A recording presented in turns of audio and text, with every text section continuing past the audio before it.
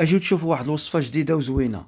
السردين مشروم بالعدس، يا سلام، كيطلع خيالي.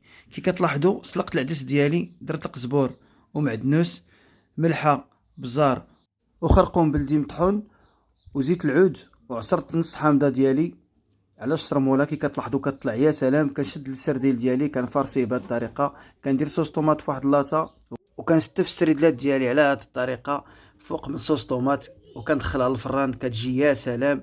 وحتى الدراري الصغار كتعجبهم هذه اللعيبه هذه، والله العظيم الا خياليه. نتمنى منكم تجربوها وتردوا عليا ان شاء الله.